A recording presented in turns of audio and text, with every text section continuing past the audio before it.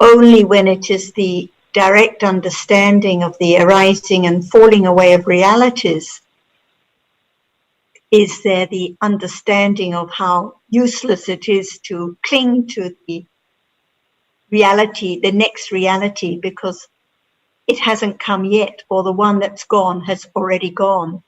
So that's why the understanding is much clearer at that point, because now we can talk about the danger of clinging to seeing or the clinging to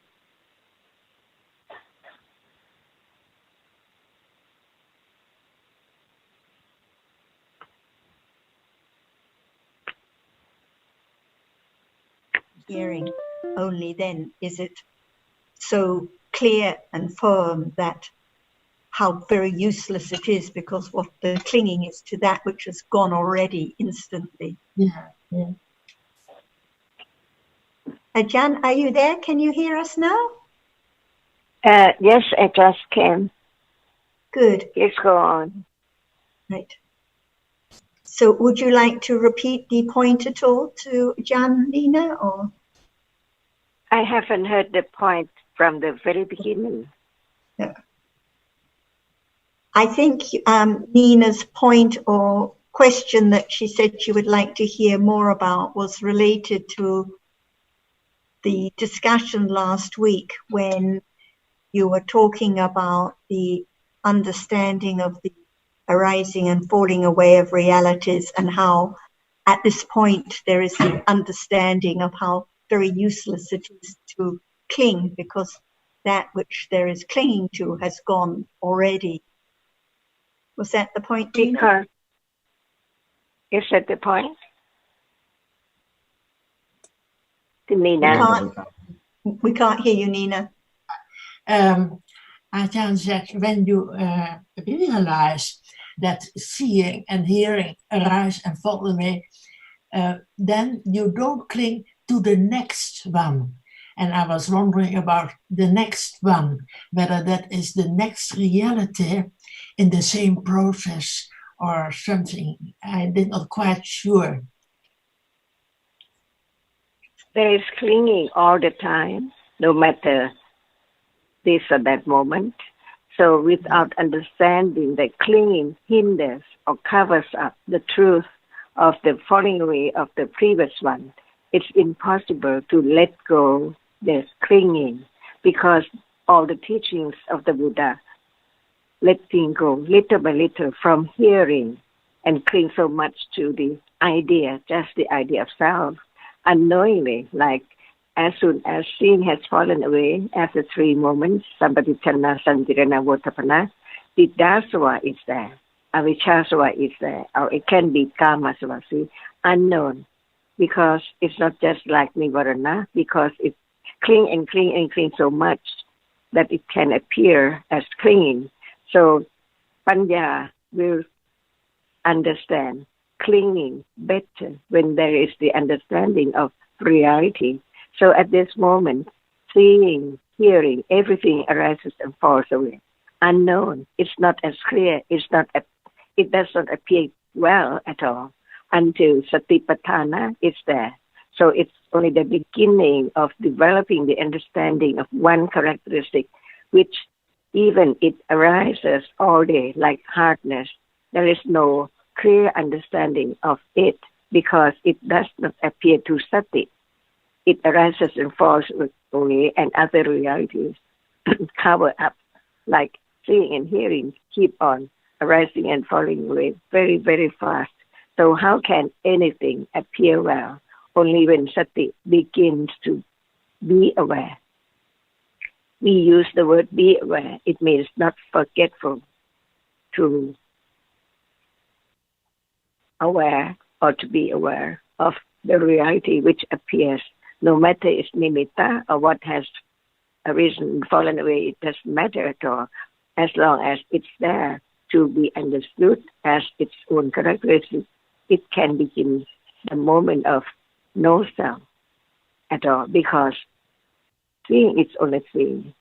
It now experiences that which is seen, but the arising and falling away of it and other moments do not appear yet until pariyatti is firm enough to condition moment of just aware with understanding. This is the difference between the direct understanding and just pariyatti. So Panya begins to understand the characteristic of sati as not self, because it just arises by conditions, no waiting or expecting for anything to arise at all. So the way of understanding develops to understand the moment of conditioned realities a little more and more until it knows that this is the only way. When it reached the goal, then it realizes that this is only the way, just a moment of understanding. So even right now, we talk about our realities, but they do not appear well because it's not the direct sati. It's only sati at level of intellectual understanding, pariyatti. So all the way of understanding, it will lead to more and more detachment to taking anything for self. From one reality to another reality, before there can be the moment of understanding, attachment is there, which hinder or blind the reality which follows each moment. So Panya knows that if it's still there, reality cannot appear well enough to let go the idea of self. Thank you, Adam. Very useful. You remind us all the time of very essential things. Just like now, see, Panya knows at what level it is Panya. Or doubt or attachment, see, they are in darkness. And sati condition a moment of appearing well, little by little, with right understanding. So there's the understanding of only sati. Panya is not clear yet, but it's there, very little to develop on and on at moment of sati, direct one.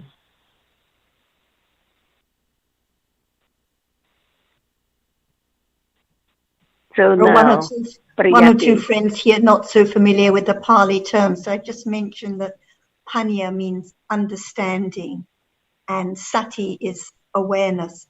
So the understanding, the Panya, has to begin with the wise considering about the realities in life now so that it can develop until it is the direct understanding about realities.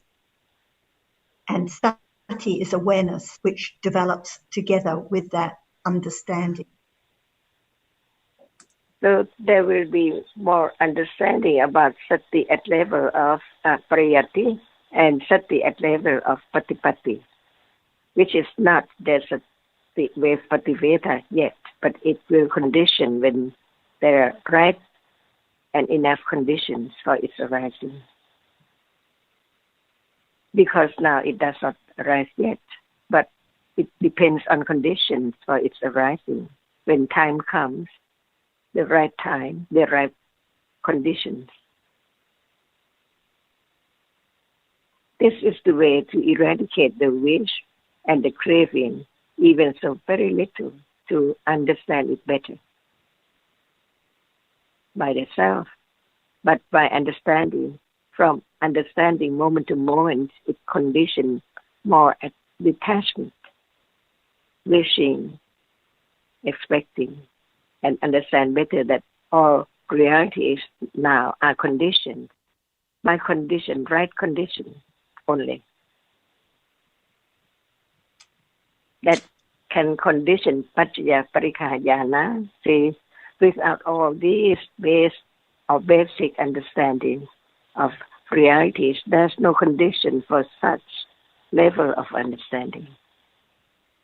And it has to be daily life, because now all conditioned realities are rising and falling away beyond any one's expectation or speculation.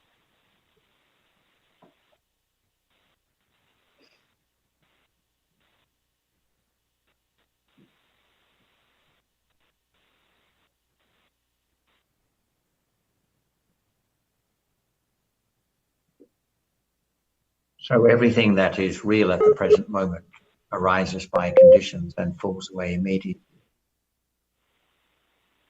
And this is the meaning of conditioned reality. They arise by conditions that are not known to us, that cannot easily seen. So there is no way of knowing what realities are going to arise in.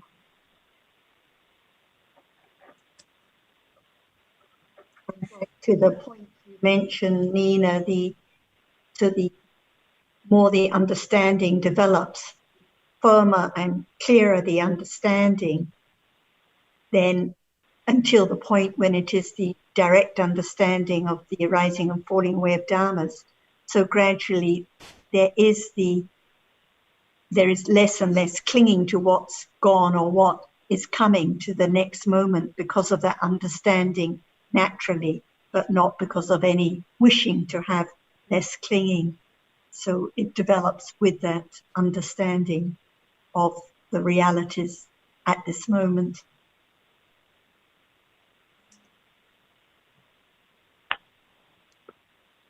Because life is just at a moment, so what's the point of clinging to that which is unknown and hasn't come yet?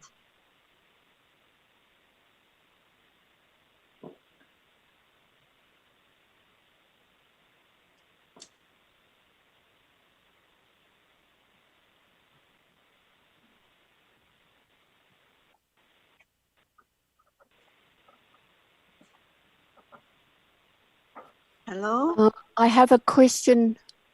I have a question for Achan. Yes, please. Okay, สวัสดีค่ะ ท่านอาจารย์ This is Azita. สวัสดีค่ะคุณอาชิตาค่ะ อะไรนะคะ สวัสดีค่ะคุณอาชิตาค่ะ ค่ะ ค่ะ My question is about doubt, Vichikiccha, because I was thinking about how fast jittas, jetasikas, and rupas arise and fall away. And I was thinking, this is impossible. So my mind then, I started to think, well, why bother? And that didn't last for long because I thought, well, you know, we're told that everything arises and falls very quickly. But it was very strong doubt at that moment. It was doubt and then, oh, why bother? This is too much. And then I was walking when I was doing it. So then I just got involved in looking at what was happening around me. So can you give me a little talk about doubt, Vichikiccha? Yes. Is there doubt now?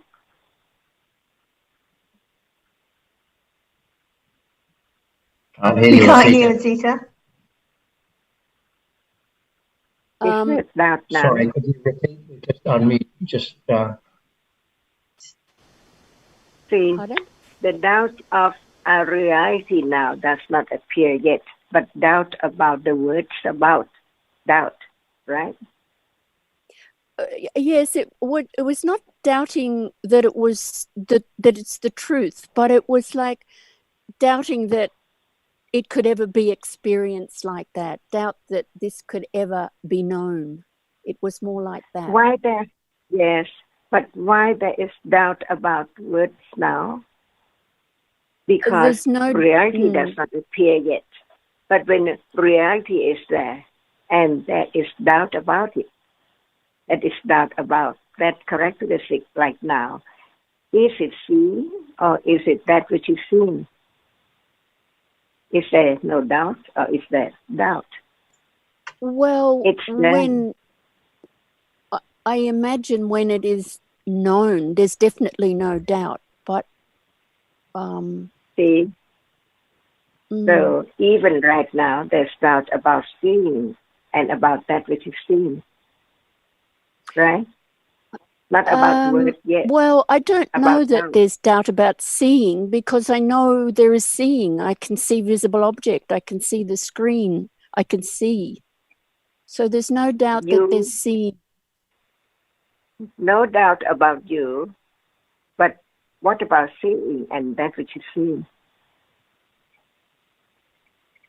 See, It's there is no very doubt about vague. you because it's you who doubt. See? So It's many, me many doubting. degrees of each reality, even doubt. Doubt about where to go, what is it now, what is name, and so on. But doubt about reality. If there is no doubt about reality, there can still be doubt about name and work, but it's not doubt about reality. So there are different kinds of doubt too. The worldly I use understand. of the word doubt. So everything is in darkness. Only the words of understanding will gradually know where it is. But even so, it does not appear yet. Just know that it's there, it's there, it's there. Until Panya is keener, better and better, clearer and clearer. And this is Pariyatti. To know that even there are so many different realities, not even one appear as it is right now. Because it's not patipati yet. I sometimes wonder if it's even pariyatti. Pariyatti is understand the characteristic, the word of truth about reality, to condition the understanding and the thought about there is no self. But before it can be completely, absolutely eradicated, it needs conditions to understand whatever appears now by conditions. Without sati, which is the web, or begin to know what is now, there cannot be any characteristic appear as it is, because everything arises and falls away in split second.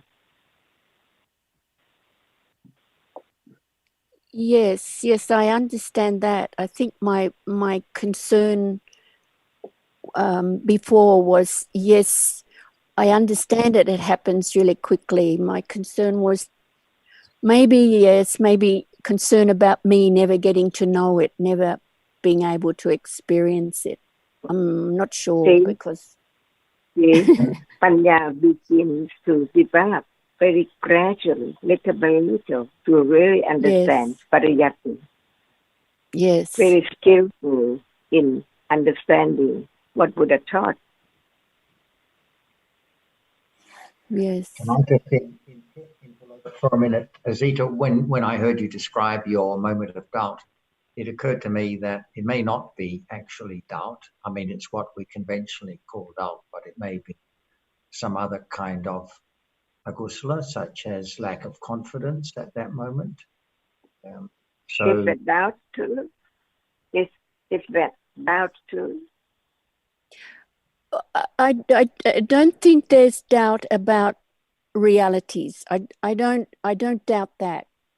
It was more that it does happen so quickly that I think what came to mind was, well, why bother? Why not just go and do something else?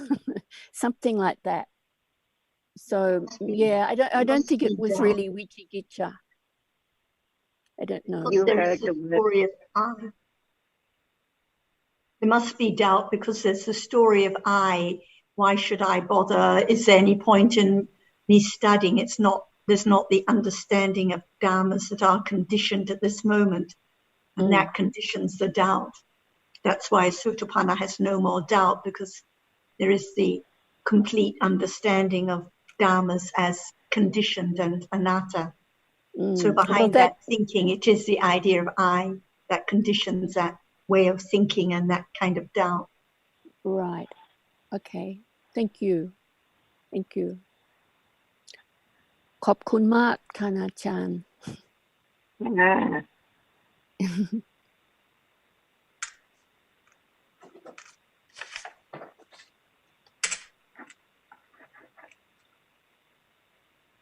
See, even it's there, it's not known at all that it's there. Because every reality arises and falls away in split seconds. It's gone.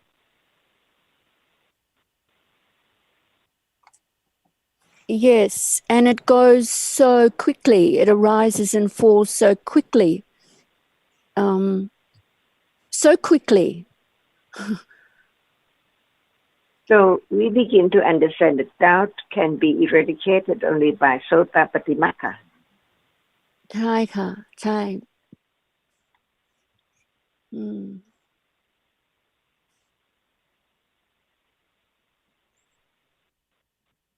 And when it arises, when it appears, it's just another Dharma, not my doubt.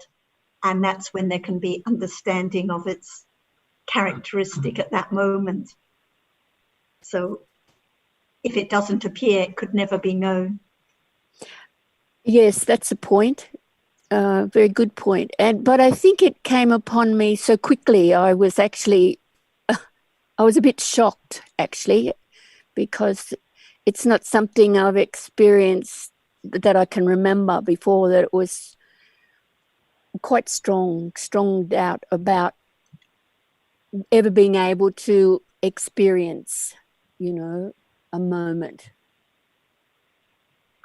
But of course, that moment, that time has gone. That was a few days ago. So, Hopelessness or something like that, you mean? Pardon? Do you mean something like a feeling of hopelessness? Something like that? Yes, something like that. Yeah. And now it's gone completely, like you said. So just thinking with doubt and then completely gone. So And now hanging on to that thought, Exactly. But I did think that, look, I'm not a Sotapanna, so therefore doubt will arise because doubt has not been eradicated. So I went along those lines, and then, I got involved in the bushwalk, so I forgot about it. But it did shock me, the strength of it. Well, next time you won't be so shocked. Pardon? Next time you won't be so shocked. It's happened once. It can happen again. Yeah, it'll be like, I know you.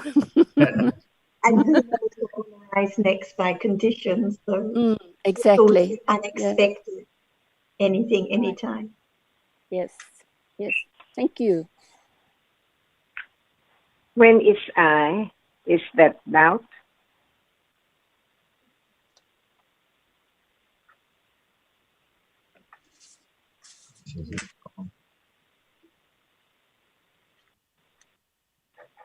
I think temporarily, I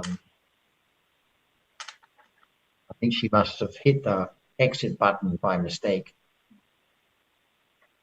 So when it's I, is it doubt? When there's a story of I, there has to be doubt. Doubt has to arise. If there's no story about I, if there's no clinging to the idea of I, no doubt. That's why the Sotapanna has no more doubt. Yes, so I but is when there. But when it's I, is it doubt? When there's wrong view, there's no doubt at that moment, because doubt accompanies Different rather than wrong view. So when it's I, is it doubt? Well, I can be with or without wrong view, so it depends on the circumstance. But when it's more precise, when it's I, is it doubt? When there's a wrong idea of I, no doubt at that moment. So doubt arises with ignorance, moha mula citta only. Because I is wrong understanding, titi. Wrong understanding. So titi is different doubt. From doubt. Yes. When you say I, John, you're referring to when there's an idea of self, because not every I is wrong view of self. When it's I, see, it's not doubt. It's I, see. Oh. So this is the difference between the two cetasika. Doubt is doubt about reality, and at the moment of I, no doubt, it's I.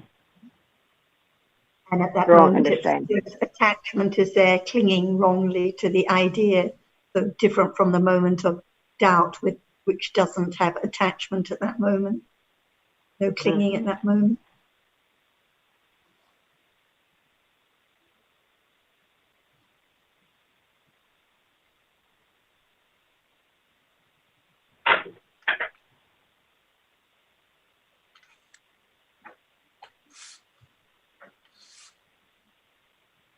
Mai, would you like to discuss any further about the point we were discussing on the discussion list about those who had developed calmness and then insight, or those who develop insight and then calmness, and how people take it that they are different paths, but actually just according to different accumulations, what arises at each moment. Was there anything further you would like to discuss or ask Ujjan about it? Yes, thank you, Sarah. I get a little bit more understanding about the sutta, but it's still very difficult for me to understand the reason why the Van Ananda talk about this sutta.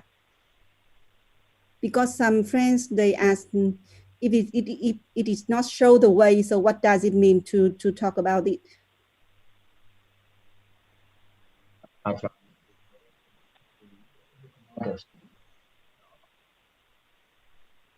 Did you hear me? An insight in junction. I cannot hear you.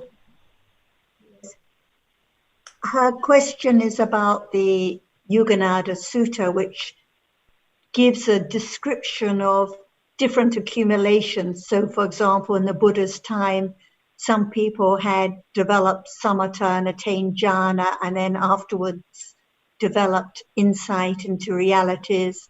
And some people developed insight and then afterwards, by accumulations, developed samatha to jhana, and some developed the two together. They were yoked, and insight was, enlightenment was based on jhana. And I think that whatever the Buddha explained was a description of different realities and different accumulations. So it shows that not everyone's accumulations are the same. Like some people now may have accumulations for a lot of doubt and some for a lot of attachment or aversion. But whatever the accumulations, there can be understanding of what appears now. So it shows not necessary to attain jhana first, because whatever arises is by conditions. So this is the sutta that Mai was asking about. Thank you, sir. I think that each word of the Buddha, the answer is all dhammas are anatta. When there's clear comprehension, clear understanding about Dhamma and anatta-ness, there is no doubt about why people are different, or each moment it's different, even in a person.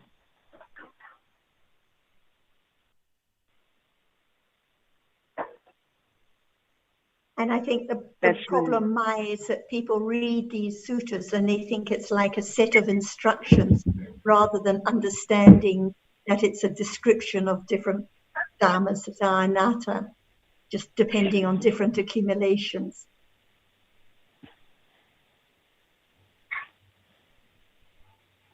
Because in the group, there's some friends who who is very new to listen to Ajahn explanation. So they raise a question that which way of the four way that the Ajahn Suchin students are taking, the first or the second or the third or the fourth one are you going? What is the first one, please? The first one is the monk developed the insight preceded by the tranquility? Can there be understanding of each word? Like the first, what you could say, the first what? The first noble truth, or what? Or panya, or what? Yes, there's a lot of words I have to find out. Like example, what does it mean when they say the insight preceded by the tranquility? I don't She's talking understand that. about Yes, those when insight vipassana is before insight, there is the attainment of jhana, samatha, up to the level of jhana for those who have those accumulations, like the disciples of the Buddha. Yes. And what about you? And me, what? Sorry. What about you? What about you? My step now is just understand each word. Because you do not have such accumulation to develop samatha, or what? Yeah. Or you know yourself better than the others what is meant by samatha, or development of samatha, not only samatha. What is the nature of it? When it's not I, what is it? What kind of reality is there? Conditioned, or it can arise at any time by will, at will. Yeah, sure. So we talk about that which is not now, or it's there but not known as its true nature. Like samatha, is it real? When it's real, what reality, what type, what kind of reality is it?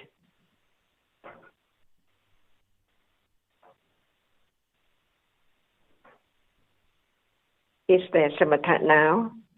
And at what time there's no samatha? And is samatha I, or a reality? Is it conditioned, or anyone can have it at will by sitting, doing something, hoping, thinking that it's samatha, while it's not? Without the teachings of the Buddha, who knows what is right and what is wrong? ว่าให้พูดไปไม่ได้ใส่นั่นเลย So we're talking about the understanding of calmness, passaddhi cetasika. If there's no understanding of calmness now, or what samatha is, then it's impossible that it can be developed. So some people may say that they have developed samatha and attained jhanas, but who knows? Because if there's no understanding of calmness at this very moment, then how can there be any accumulation for any development?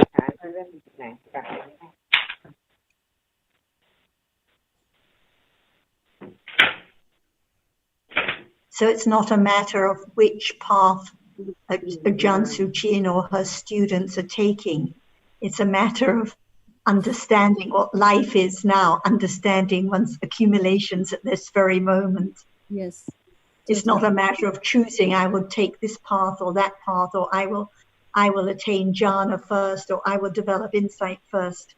Yes. It's completely the wrong idea of I can decide on some path. Actually, there's only one path, which always comes back to understanding what life is at this very moment. Yes. And at this moment of understanding, at this moment of kusala, there is calmness at this moment. But at moments of just wanting to get a quick result or wanting to have more wholesomeness in life, at those moments of wanting no calmness at all. Yes. So it has to come back to understanding now. Yes.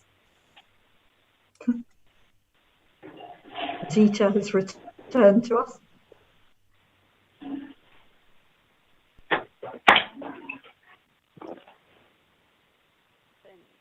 Some How come everything just went blank? Probably a bit like my brain. Yeah. But I think with my the computer has suddenly gone totally flat, plus my phone connection. So I had to rush around and connect it all up to the electricity. Sorry about that. Yeah. Jan was just asking you a question when you went blank. She was asking you about the difference between clinging to the idea of I and doubt, and when they arise, and the distinction. So we had a little more discussion about that. Oh, I'm sorry I missed that. I thought this there might have been some more. Anyway, what is the difference? So the question was, her question to you, I think, was, when there is doubt, is there the idea of I at that same moment? Or when there is I, is the doubt at that moment? I think it was more about about me than well, it's a bit hard to know, but I think it was about me being unable to do this and that. What about me in the future? It was a case of I, probably more than doubt. So different moments. So we just discussed about how when there is I, the idea of I, it arises with attachment, clinging to the wrong idea at that moment. But when it's doubt, it arises with ignorance, moha mula citta, no attachment, no wrong view at that moment. So different cittas, different moments. Right. Okay. Or the I can be mana. It can be mana, thinking of me, and that also is rooted in attachment. So no doubt, citta rooted in attachment. Right. Janet, is there anything else you wanted to add to either Zita or Mai's questions?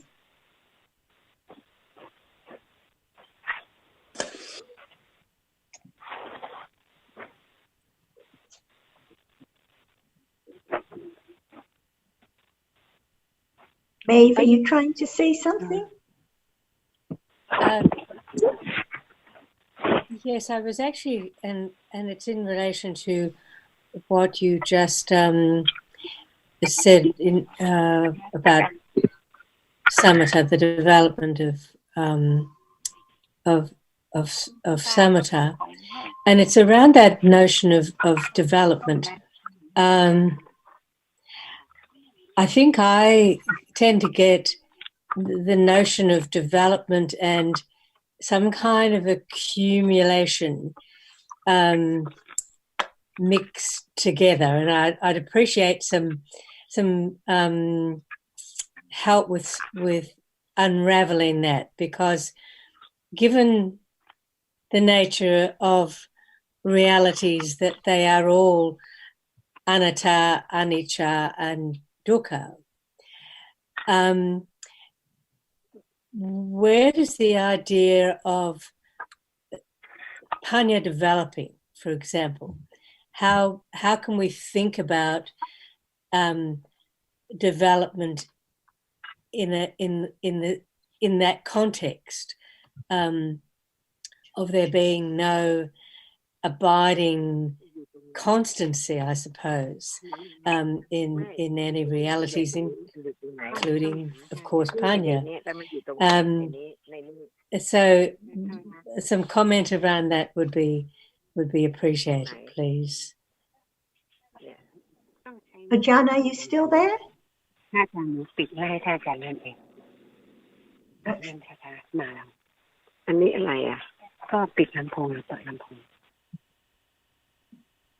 Ajahn, did you hear Maeve's question?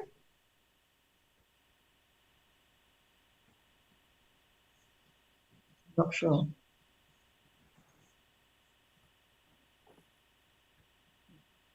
Perhaps we can come back to it all. Yes, Ajahn. I just came now.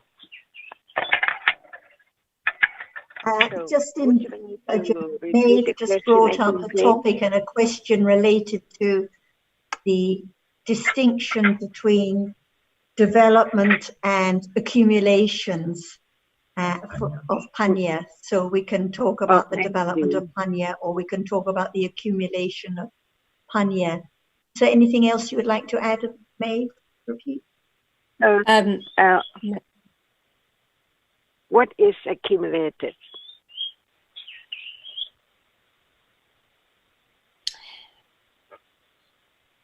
Well, when we talk about now, kusala and akusala, right, is accumulated. So when there is understanding, that moment it's gone, but it's accumulated. Chitta has the function of accumulation of kusala and akusala to be conditioned for the next, or when time comes, a moment of understanding more and better, because once it's there, it will be more and more and more later. And that is the development of right understanding. No one is doing anything, but from one moment to another moment to another moment, each moment is accumulated. And that is the development of Panya, because ignorance and akusala does not need any development at all. Even so, everything is accumulated. All kinds of akusala and all kinds of wholesomeness, included Panya too.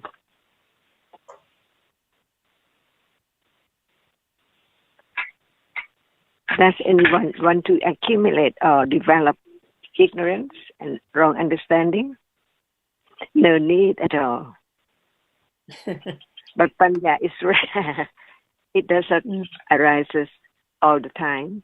Only when it arises and falls away, the accumulation of that which has been there is kept in the mind to be conditioned for the other moment of understanding.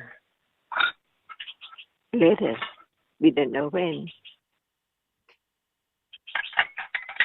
Well, Ajahn, I'm not sure that I actually follow what you're saying, because So now let's start again. Is there anything different? Any difference between accumulation and development?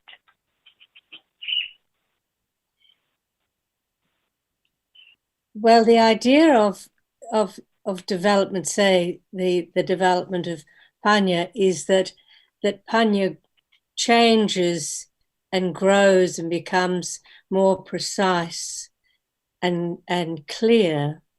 But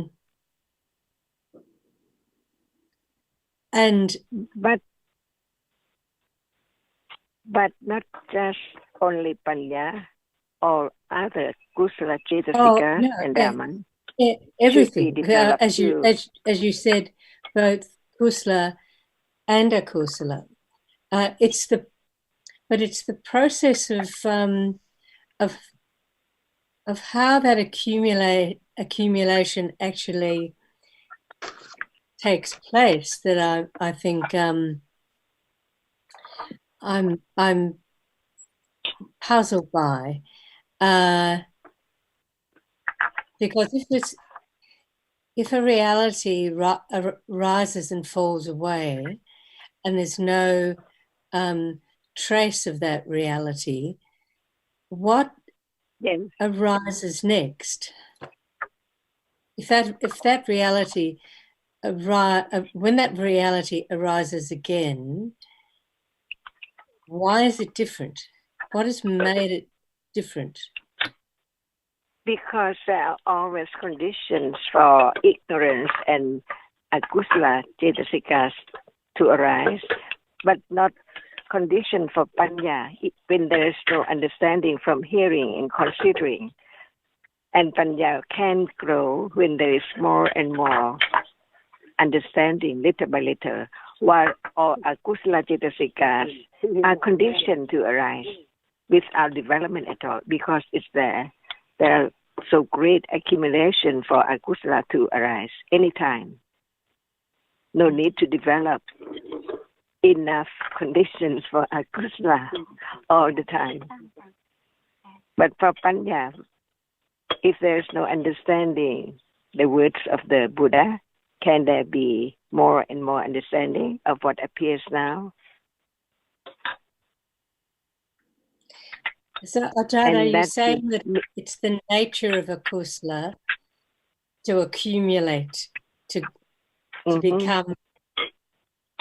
Because usually akusala arises long in a day. Yes. And Panya will lead to more and more wholesome moments, like parami, from time to time to be kusala. And when there's Panya, it will lead to more and more kusala, more and more parami, in order to understand the truth of whatever appears now as it is.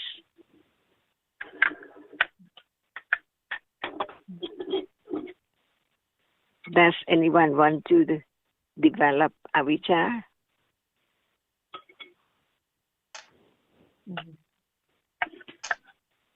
It is very easy to arise because there are always conditions for its arising.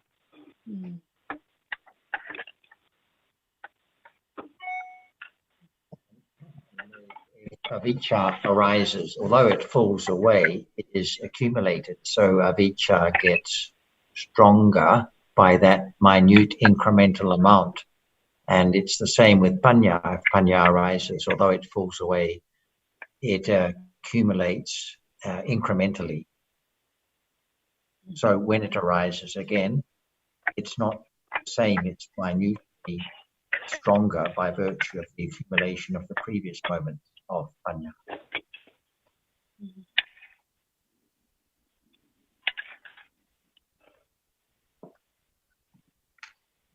Ajahn, may I ask another question that's maybe not that's indirectly related to this, and this is about the use of Pali and of studying Pali.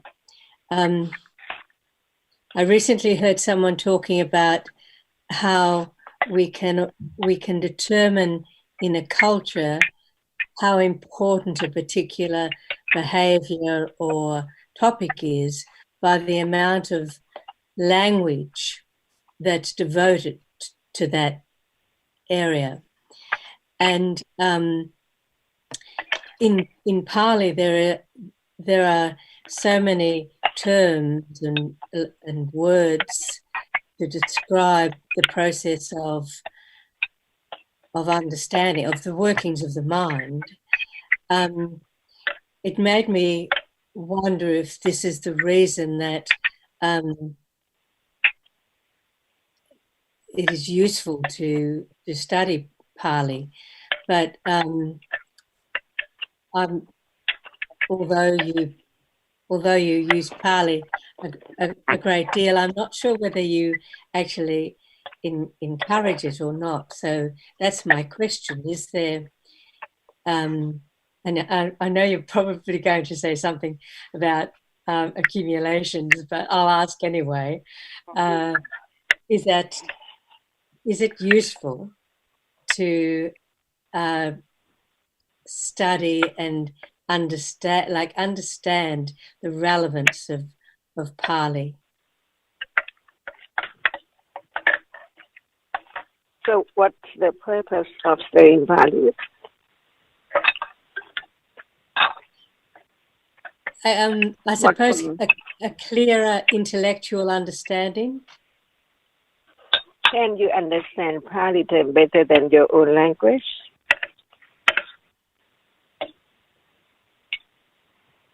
Or in Thai better than English? Even you can speak Thai.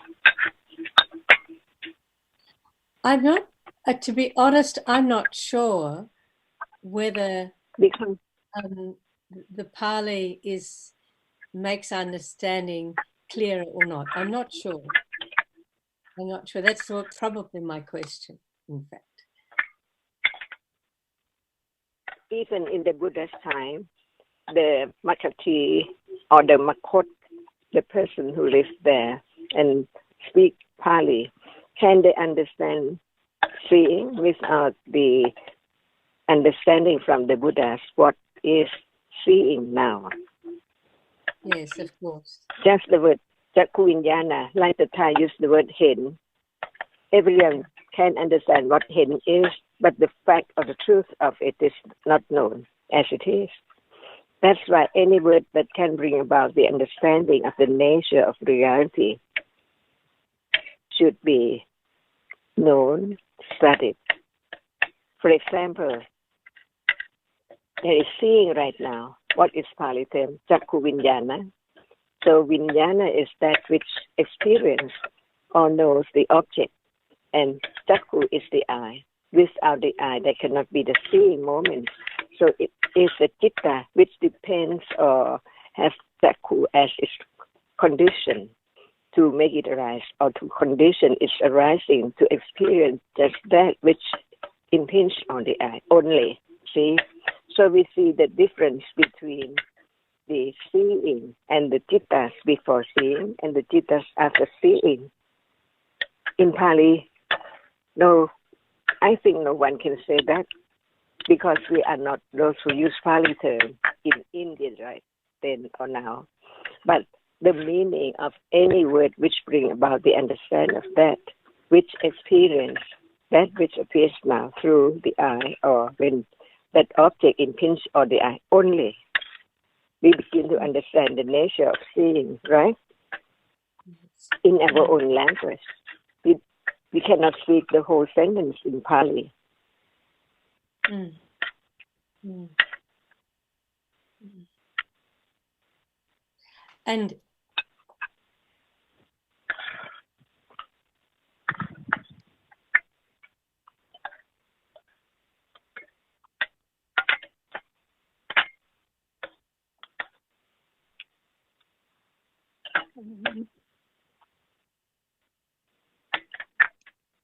Can't hear me. sorry, I might just repeat that. Simply to study Pali so that there can be more understanding can so easily be like just an attachment to accumulating understanding, and not really, as you keep encouraging us, Ajahn, to understand one word at a time. And So- actually, the nature of seeing itself can tell better than any word that it now experiences that which is seen only. Yes. Sorry. Yes. And one word can take a lifetime to understand. Not because of the word, but because of ignorance. Because of ignorance. Even yes. we can understand the word clearly, but Yes. it's not the understanding of that which appears as not self until we hear more and consider more, and Panya develops gradually.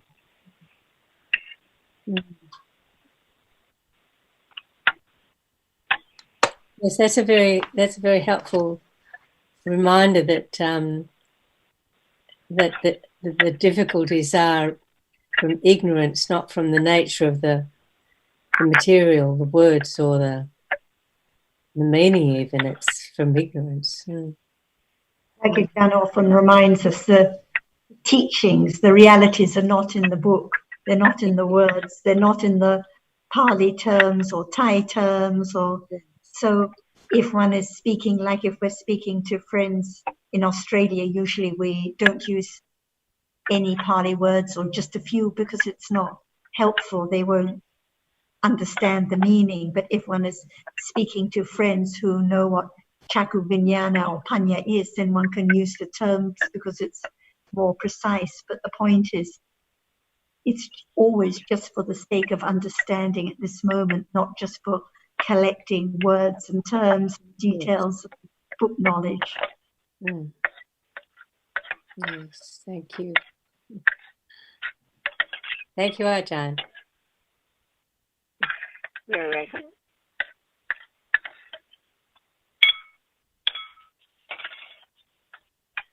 And I think, Maeve, previously we've discussed the case of there are some people in, say, Burma who are able to recite the whole of the Pitaka from memory, but their understanding of the Pitaka may or may not be in accordance with the intended meaning. So that Mai mentioned, some people may have read it many times and be able to recite it in Pali, but still come away with the wrong idea that I can choose which path I'm going to follow or something like this, not understanding anything about accumulations this very moment. So that's why Jan's question to Mai was, what about the accumulation at this moment?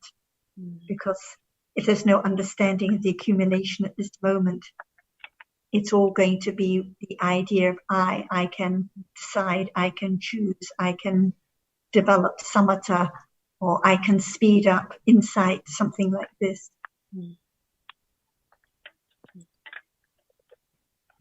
Sorry, but I have to leave now. Thank you all. Bye-bye.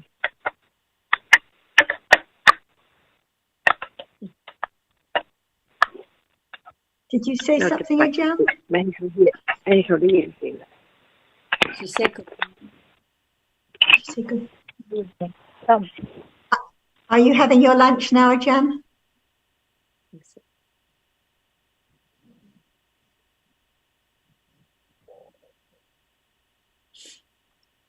Carmen, what about the points of discussion at the beginning when Nina mentioned about retreats and this moment, and I forgot what the other point was. Did you have any comment about it? No, not for now. Thank you.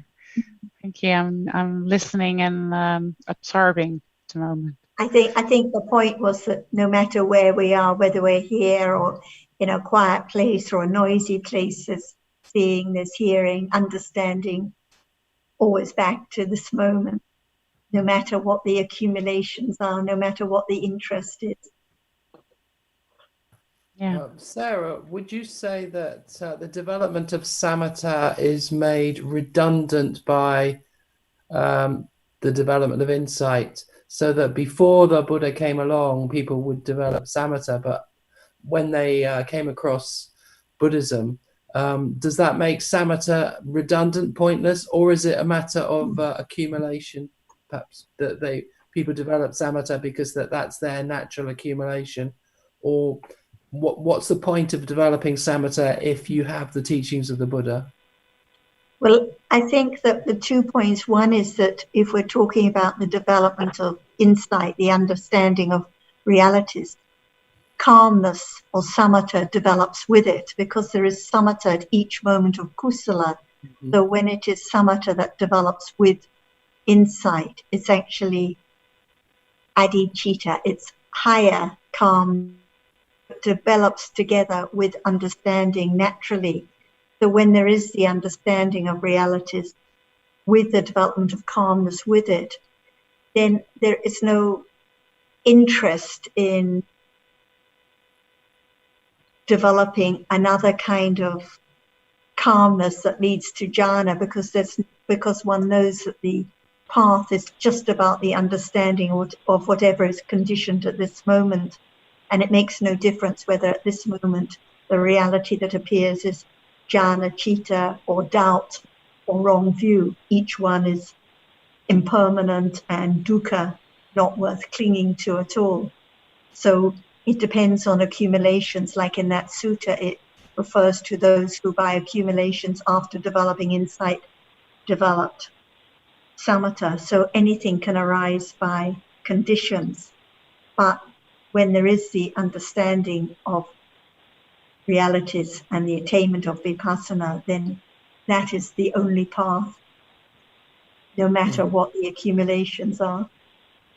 Yeah. When there's kusala in daily life, it may be with or without the understanding that that moment is kusala as opposed to akusala, right? So people who haven't heard about, for example, kusala and akusala may not be interested in that distinction, but once one knows that these are quite different kinds of consciousness, there can be moments when consciousness is known as kusala or as akusala. And if that understanding is present, then that is the development of samatha at the moment of kusala. So you don't have to think of the development of samatha as necessarily leading to jhana, even though it does at the highest degree. But so that can be daily life as well, the development of samatha, when you begin to understand that that's not kusala. Yes, so exactly. It's daily life. When the distinction between kusala and akusala becomes clearer. Yeah, I can see that. Okay, yeah, thank you. You've frozen now. I've lost the video. Can you hear me? I've lost the video and sound. No. We can hear you, Kunalan. Yeah, I can hear you. I've lost Sarah and Jonathan, but I can hear you. Yeah, I seem to have lost... Kun Sarah and Kun Jonathan is black right now.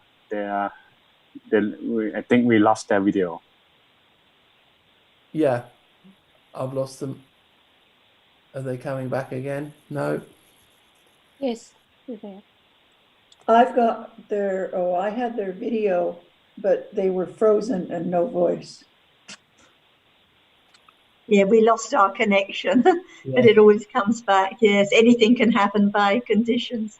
So I was just saying it's not a matter of saying, well, it's redundant, any development of samatha, because by conditions, that understanding of that quality of metta, it can develop naturally. There cannot be understanding of realities all the time.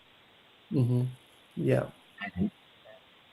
Present, or mostly in a day, the distinction between between kusala and subtle akusala isn't known or understood.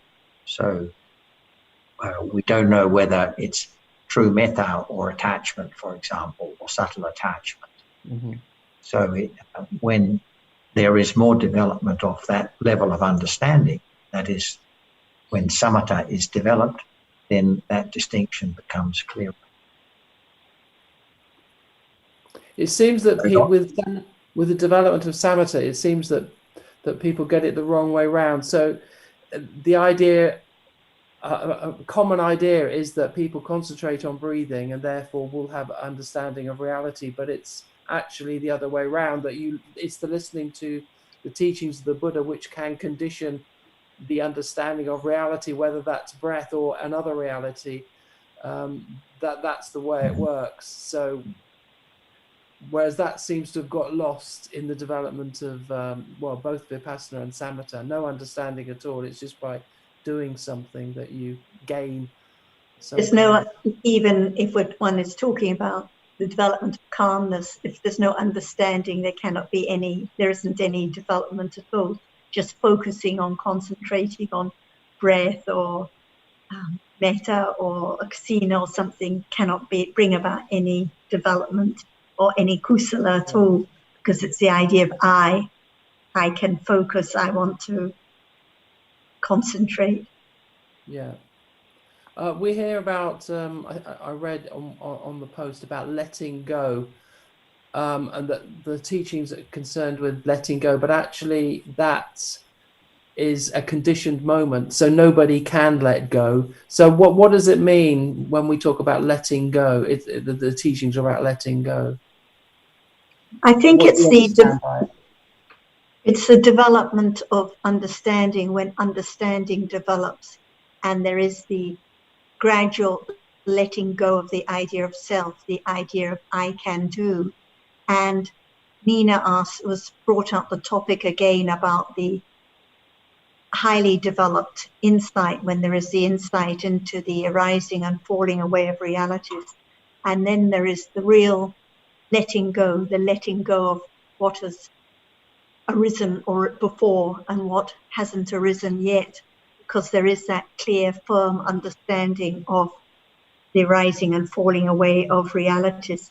So letting go develops, but Ajahn explained it in terms of that understanding of the arising and falling away of realities directly. That's the real letting go, because it's so clear that how useless it is to cling to that which has fallen away, like now when there's clinging to seeing, but the seeing has already gone. So what's the point of clinging to that which has gone already?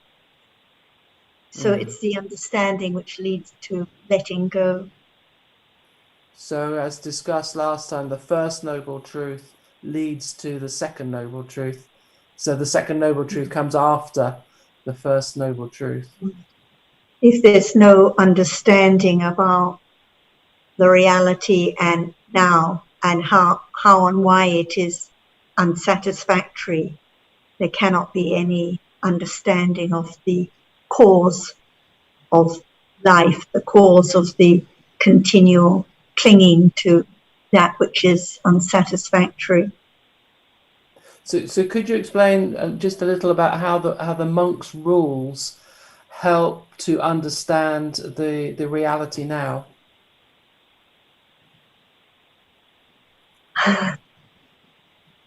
Nina, would you like to add something to any of these points, to that point? So, can you repeat the question, please? How do the monk's rules help to understand reality now? Well, it is especially mentioning all the subtle kinds of akusala that occur in the daily life of the monk. And we can also think of our own daily life when we hear or read about it. And it is not a self, but it is all by accumulations. And the more we understand it's not the self, Panya can grow. Because no self is all the time what the Buddha stressed. All dhammas are anatta. So whatever happens, it is all by conditions. I think that is the main point. Yep, thank you. And I don't think it's a matter of the rules that lead to the understanding. It's more a matter of the understanding that leads to seeing the value of this way of life for the monks, for those who have the accumulations, and seeing the danger of akusala. But it's not a matter of the way of life is not selected as such. It's the accumulation which conditions that way of life, is it? Because for example, like we hear about the precept about not stealing. So if we just follow the rule or just tell children don't steal, it doesn't actually lead to anything. They may just follow because they're afraid to get into trouble or afraid the police might catch them or something like that. But it's the understanding that sees the harm of the akusala, which causes difficulty and trouble for others, and sees the difficulty of life with such akusala that leads to living that way of life naturally, just not even having any thought about harming others or taking their possessions. So it's the understanding that leads to the following of that life. So like as lay people, we follow as many precepts, but it's really through the development of understanding. Yeah, okay, thank you. Trin or Metta or anyone, would you like to add anything? Or Sundara or anyone?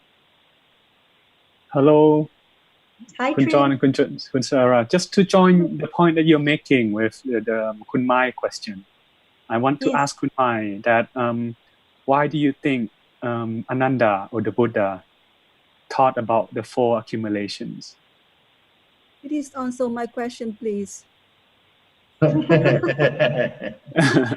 It's because he shows us that there are accumulations, and these could be studied and understand for what they are. So whether it's the first one, the second one, the third one, or the fourth one, the Buddha shows that there are different accumulations to be understood. So you would see that it's about understanding each moment or whatever could arise. Anyone who does so and purifies themselves eventually eradicates their defilements, but it's understanding all the way. Even though you get it through the first accumulations, the second accumulations, the third accumulations, or the fourth accumulations, it's all about understanding. He shows all this so that there's no us to choose which accumulations we want, but to understand it as it is. So like the Sariputta, what Asichi told to Sariputta, the Buddha shows whatever Dhamma arises, it does so by conditions. And then it falls away also by conditions. So what the Buddha taught, he taught what Dhamma arises for what it is and also their conditions. So for the four accumulations, he shows that there are different types of accumulations that it could be understood. So it's actually about understanding all the way. So all the four accumulations is to be understood. Yes, thank you. Do you think, do you find that clear? And it's linked to what Kun Sarah and Kun John is trying to explain as well. It's all about understanding. Yes, okay. I have more clear. Just like now, we have different accumulations, for some doubt, for some wrong view, for some attachment, for some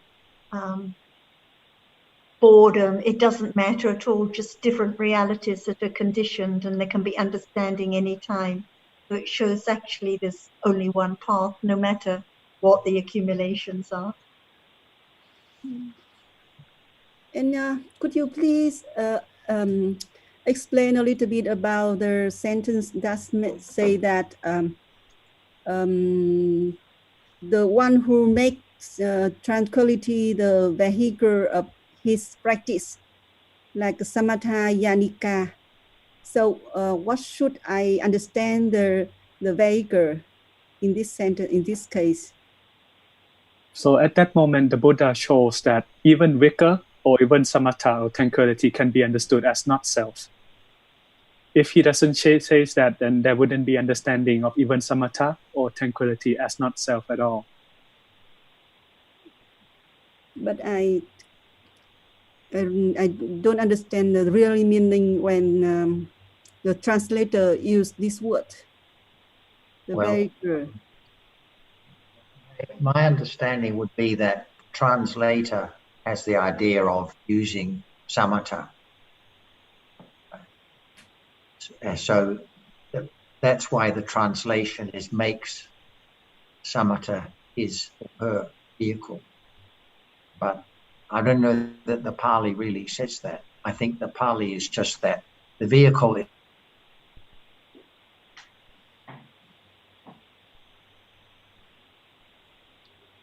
not to do with their practice or their particular accumulations. It is just a statement of fact that for that person, samatha is being developed to a high degree. Whatever term we read about in the suttas, like makes an effort or has great determination or whatever phrase we use, we know it's actually about the explanation of different dhammas, which are anatta, that's all.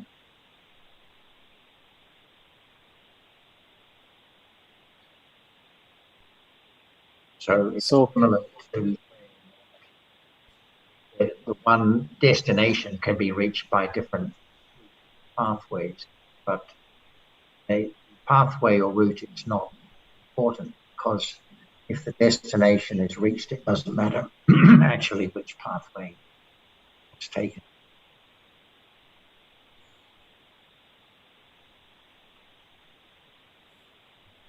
The more is stuck in these words.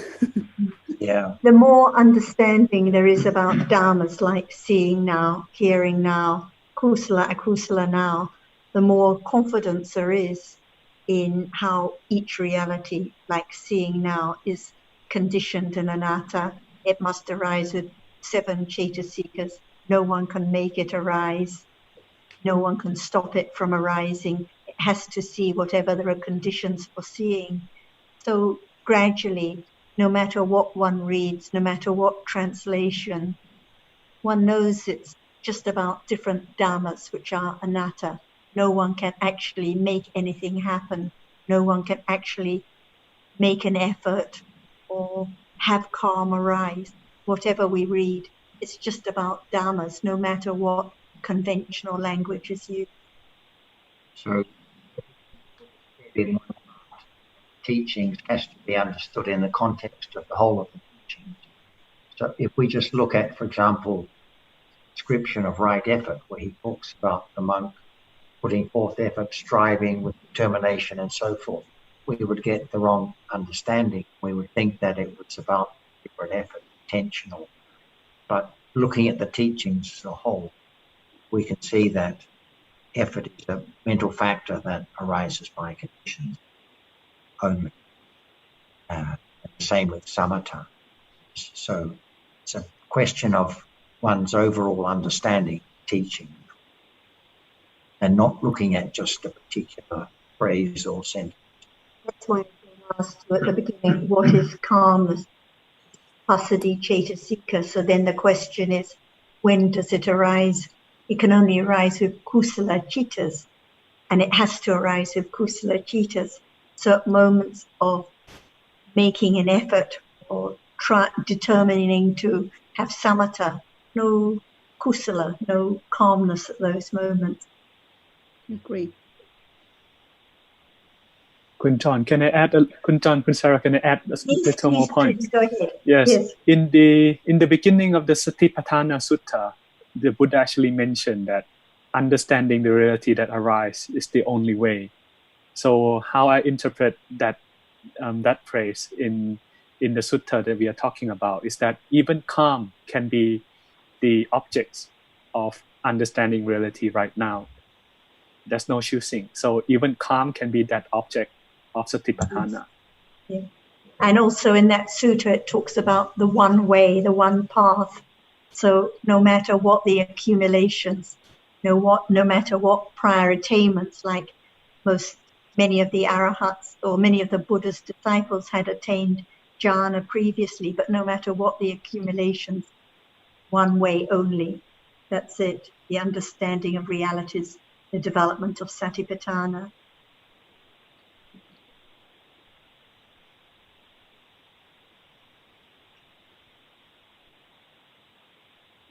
We just have a few minutes if anyone who hasn't spoken would like to speak or ask anything or bring up anything. Alberto, do you have any comments, or Sundara, or anyone? Yeah. Or Metta? Go ahead, Sundara.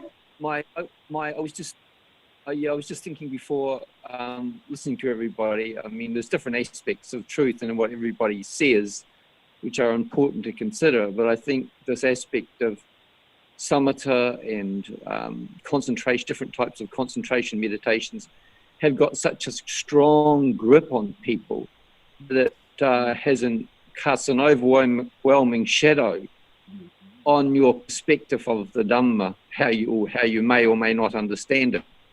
Ajahn was talking about the asavas before, and Ditta asava, which is arising. Ajahn talked about arising so quickly after seeing, the 3 moments after seeing.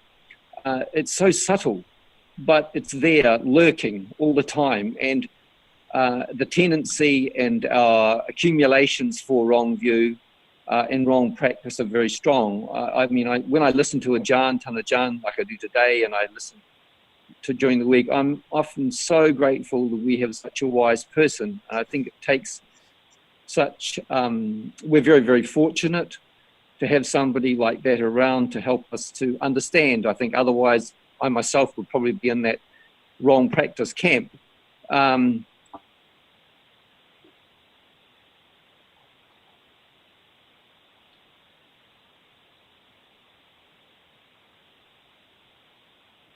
Okay, we've lost you, Sundra, I think.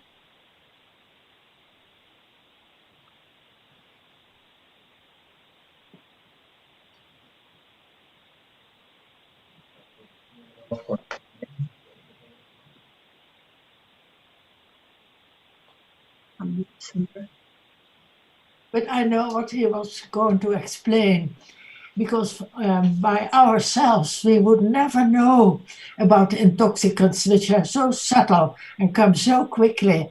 That is what my point. I found it so very helpful to hear about that again and again, because we forget. So it really helps to know about intoxicants, although we cannot really experience them, but we know they are there. But little by little, we understand more, and it gets more meaningful to us to hear about it.